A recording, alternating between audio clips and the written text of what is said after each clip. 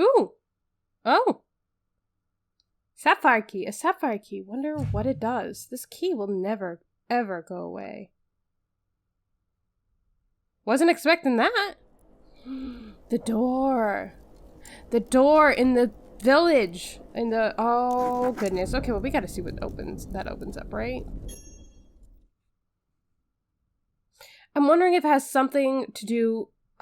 I was just thinking about theories about what is going on. Obviously, she was trying to get Pete to come home, and all the happy anniversary things makes me think he missed the anniversary, and she passed for some reason, and he's regretting it, maybe? Redwind Village! Not rewind. 1001? Oh, weird. Not another interruption. I told myself I need to jump to 1,550,000,000. Oh, are we starting from the beginning? Make me feel amazing. So, can I help you? Considering you're the... they have it. It's all right, but after I... Yeah, okay, so we just started back up again. Okay, so there's that. I know there's more than one. Look at all these things that have keys. Oh my goodness. Okay, let's start from the beginning, I guess. Oh, we're not done after all. Oh, I see. Kickstarter cemetery. All the people who did the Kickstarter. Oh, goodness. And we don't have Bird. Oh, I guess we haven't met her yet. And we don't have anything to break this with. Oh, goodness.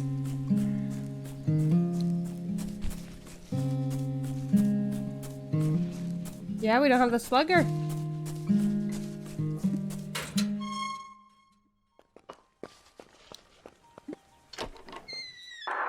Okay. This is an What about this? Animal Games production.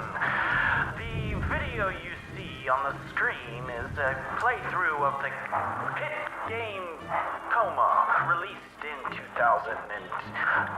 when was it, 8 or 9? 2009.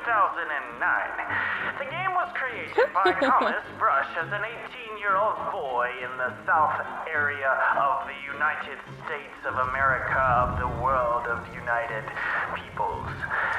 This game was created using Flash and was 15 minutes long. It went viral and 8 million people played the game. Thomas Brush felt so good about himself that he decided to make games because he loved making this game and it made him famous. At least he thought it did, but really it didn't because it went viral. It doesn't really matter. It's just a Flash game. Thomas Brush decided to recreate this game and call it Once Upon a Coma. Technically, this game you just played was a sequel, but Thomas Brush decided he was going to remake the entire thing. Well, wait, John's a girl. That's a... The Kickstarter community, which Kickstarter is really a community of wonderful, like-minded, generous individuals willing to support the game. The names you see on this screen are people who supported the game at an exponentially expensive rate. Thomas Brush was proud and excited and grateful of these people who supported this game. What you see on screen is an example of true ambition, of true enjoyment of the creative arts. In this game, it's a little bit different than the actual game. What? I'll speed it up, okay? Jeez, I'm crow, there's a lot to cover. Just hold on. In this game, you play as this little... I hope you guys are enjoying this extra bit. I'm leaving it in. And you explore the world around you. The current version of Once Upon a Coma is a little bit different than the actual original Coma. The character himself is no longer a black bean, but you'll notice that some of the side quests are the same. For example, collecting a hook or a needle of some kind to pop the boy caught in the well is something that is repeated in both games.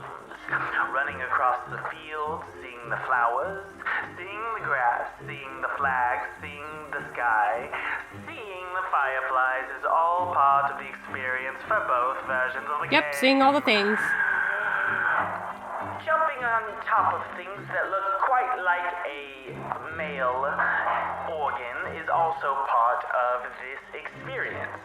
Now, as you can see right here, that we are stabbing Simeon and popping the well. Was it? I don't This recall. actually takes you down below the earth. Jumping on a male When organ, you- but okay. What you'll notice is when you actually drop down into the well area of the game, it is quite similar, except the name is different. The Silver Chute.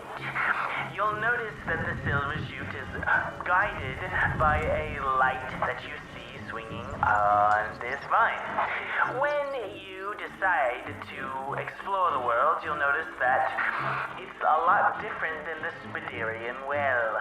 The Spiderian Well was a complete remake, as was the game itself, so who cares?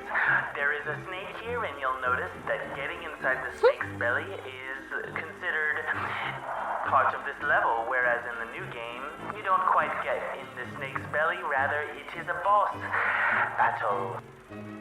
Now, upon re-examination, you'll notice that the placement of all of the levels, placement of the water, placement of the titles, placement of the colors, placement of the pixels. Everyone enjoys this game regardless of if it was changed, alright? It was changed. This game is different than the sequel. It's different than the reboot. So what I will say is Thomas Brush decided that the best thing to do, the best course of action would be to create a completely new game because he didn't want to piss off his fans. Running to the right here, you'll notice that the Shill Bend area is similar to the Neverwood Woods. Shill Bend is named differently, obviously, than Neverwood.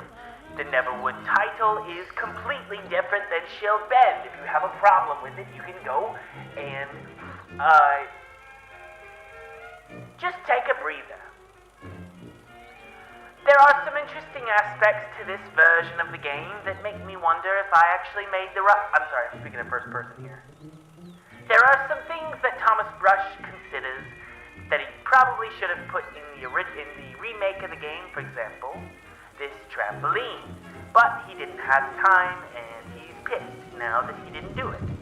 But this trampoline is actually one of the key hallmark features of the original Flash game. It's what made the game viral. It's what gave it 8 million views. And Thomas wishes that he could put it in the game, but now he knows that he didn't have the time at all. Jumping into the clouds is another experience that you just want to experience for yourself. Running in the clouds is something that's special, and Thomas wishes that he could put it in the remake. There's this creature in the sky, this fat, old lump of coal that you can talk to, and it's Gone Boyce's mother. Perhaps in the future, if Thomas adds DLC content, he will one day be able to add Gone Boyce's mother. Dropping down below, you can bounce extra high. Dropping down below, you can drop down. Dropping and jumping, listening to music, running to the left, looking at the boys hang. Up the hill, just over the grates and out of the woods. Pete is exploring and exploring fun. Thomas liked to make this game, he did. Now, as you'll notice, sometimes things in this game are incohesive and the story is not necessarily something you would enjoy, because it doesn't quite make sense. This is because Thomas created this game on his bedroom mattress when he was 18 years old in the middle of school, and he didn't quite have the budget or the time to create a 100% cohesive storyline. This is why the remake is so important. Thomas Brush decided that it was important that the new remake game, would be much more exciting with a cohesive story. Putting the story together was a challenge because he wanted to ensure that the game would be repeated and similar to the other one, this one, but he also wanted to make sure that it stood on its own.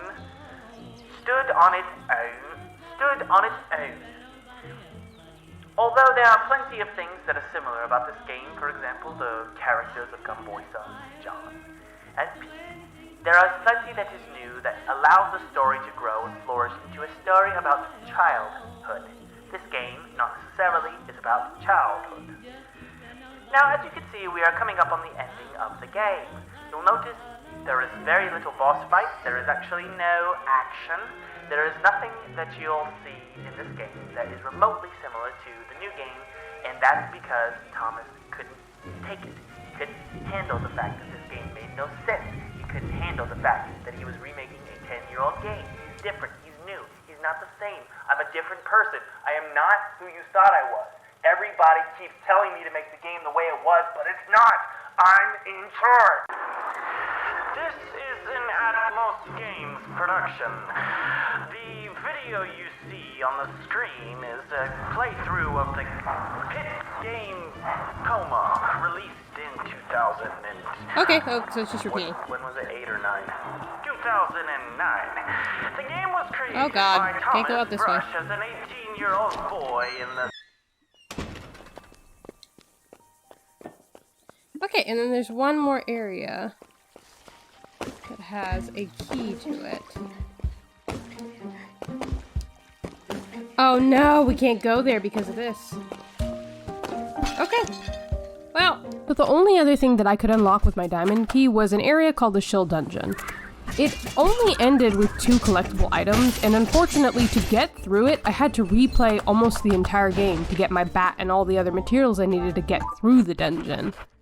So yeah, the whole dungeon just ends up with 2 collectibles. However, replaying the game made me realize a couple things. One, it says happy anniversary in a lot of places. The first couple phone calls seem to point out that Ren is pretty disappointed that he's not there on their anniversary, nor is he taking any of her phone calls. I guess he was just too busy with work. I just wanted to say, happy anniversary. Unfortunately, that means he misses a very important phone call. Bird at some point in the game admits that Ren is supposed to be on medication, and without it, she could very well die. Without her medication, I don't see her lasting much longer. In Ren's last phone call, she says, Please come home. Something's not right. rather than being there for her on their anniversary, Pete abandons her to do his work. Unfortunately, in that time that Pete's not with her, Ren passes away. It seems like this whole game is Pete's way of coming to terms with Ren's death, hiding in, I guess, a coma with memories from a more innocent time of his life. The ending seems to denote that Ren, I guess, forgives him for his actions, and that she actually wants him to wake up, and at least try to continue living his life without her. Either way, it's a pretty sad story regardless, but that's all just my theory. I'm curious what you think about it. Wake up.